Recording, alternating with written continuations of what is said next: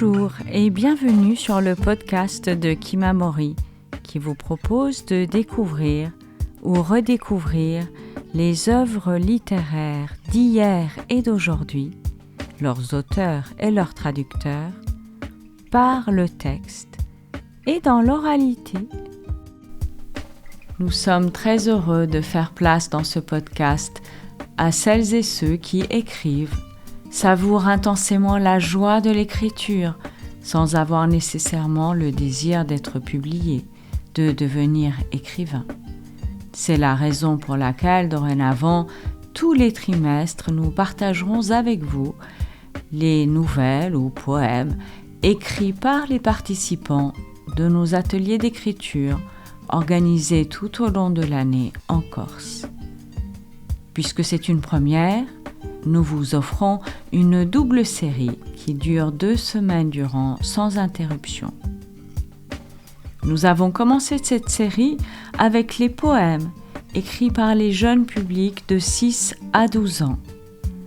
Nous nous sommes plongés ensuite dans les nouvelles écrites par les participants adultes de notre séminaire d'écriture organisé à la médiathèque des Cannes à Ajaccio en septembre 2025. Voici pour vous aujourd'hui une autre nouvelle écrite lors de ce séminaire, toujours lue par son auteurice et comme vous le savez, sans correction, sans édition préalable, sans retouche, puisque la nouvelle a été enregistrée durant l'atelier au moment même où nous la découvrions. Hélène, le banc de pierre. Le village. Me voici arrivée. J'ai évité soigneusement la petite place centrale, à cette heure-ci où le soleil se fait moins violent et où l'ombre attire enfants et parents.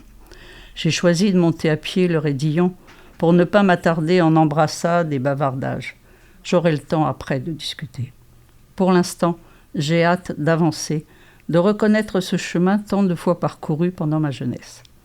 Les bruits du village, aboiement d'un chien, passage d'une voiture, me sont familiers, mais ils ont ici une saveur particulière, ici, au-dessus des maisons de mon village, là où se nichent tous mes souvenirs d'enfant. Me voici au pied de l'escalier, des marches de pierre mal équilibrées, en veille d'herbe et de ronces. Difficile de retrouver l'escalier que j'ai connu, cet espace net, entretenu, que ma grand-mère nettoyait à grands coups de faucille. Bien sûr, l'accès à une maison à l'écart des autres demandait de l'entretien. Bien sûr, plus de personnes empruntaient ce passage. Mais aujourd'hui, qui monte et descend régulièrement ? La maison se dresse enfin devant moi. Je suis venue heureuse de la revoir et pourtant, sur le pas de la porte, je m'immobilise, impressionnée par le silence environnant, par l'absence de vie et de mouvement.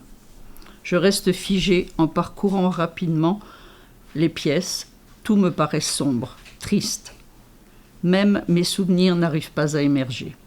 Je reste sans émotion et mets un terme à ma visite. Surprise de la tournure que prend cette visite, je me laisse tomber sur le banc de pierre accolé à la maison. Le dos appuyé au mur, je laisse mon regard errer sur le paysage. Rien n'a changé. Mes mains tâtent les pierres grises disjointes, la plaque de ciment écaillée que mes doigts se mettent à gratter. D'accord ? Il manque quelque chose là-bas. Dans leur monde, rien ne paraît changer. Leur fourmilière existait déjà au temps de mes souvenirs et bien des générations après, elle continue de s'activer avec la même ardeur. Et nous, humains, qu'avons-nous fait entre-temps ? Pourquoi des villages abandonnés, des terrains négligés, des familles éparpillées dans des villes sans âme ?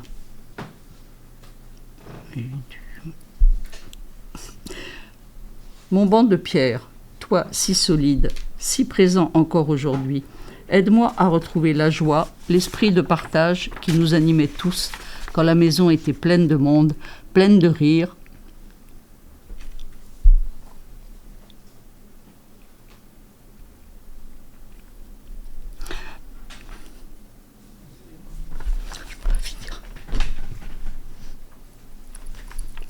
Pleine de vie,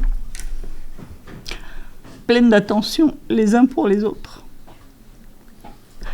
C'est à ce moment-là qu'ont surgi les doux souvenirs que j'étais venue chercher dans la maison, mais que j'avais retrouvé dehors, sur le vieux banc de pierre. Donc, il y a une partie que j'ai abrégée. Le titre. Le banc de pierre.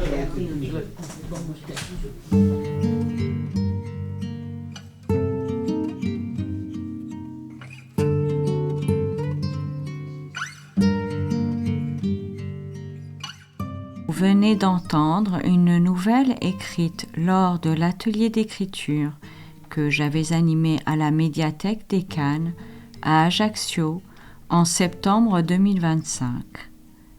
Vous pourrez en découvrir une autre demain, toujours lue par celle ou celui qui l'a écrite. Chères auditrices, chers auditeurs, n'hésitez pas à consulter notre site internet kimamori.fr, nous suivre sur les réseaux sociaux et nous serions très heureux de vous voir rejoindre notre communauté de lecteurs en adhérant à notre association.